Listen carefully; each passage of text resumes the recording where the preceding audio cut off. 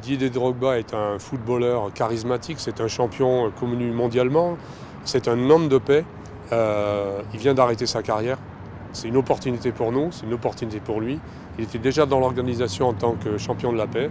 Et bien aujourd'hui, il va devenir vice-président de Peace and Sport.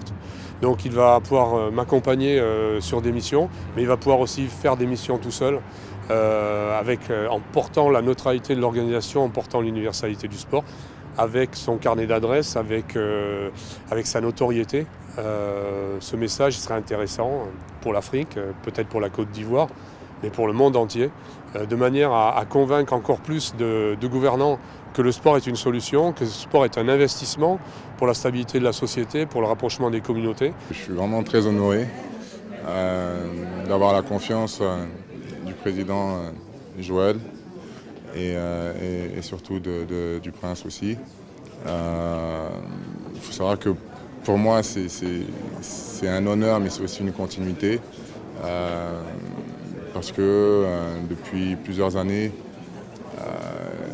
je m'implique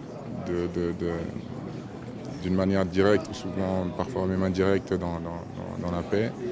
Et c'est vrai que tout le monde se souvient de ce qu'on a appelé l'appel de Khartoum en Côte d'Ivoire, où par le sport, lors de cette qualification pour la Coupe du Monde, j'ai lancé un appel de paix, un message de paix à nos dirigeants ivoiriens. Et ce message a été passé lors de tous les JT 13h et 20h pendant 6 mois, et ça a atténué les tensions et on a pu entrer dans un processus de paix, de discussion.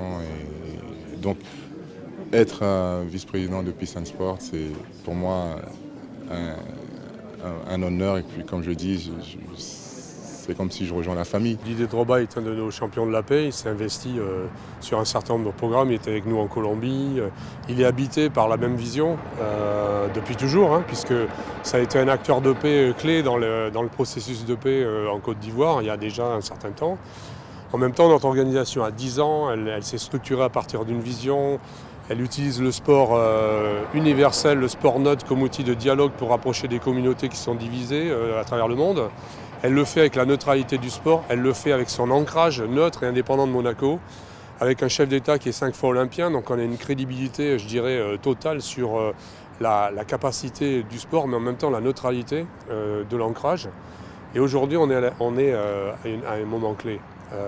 On a l'opportunité, après le succès du 6 avril par exemple, où on a eu 850 programmes qui tournaient dans le monde, avec 90 millions de cartons blancs à travers le monde, on a l'opportunité de passer à l'étape suivante et de faire encore plus.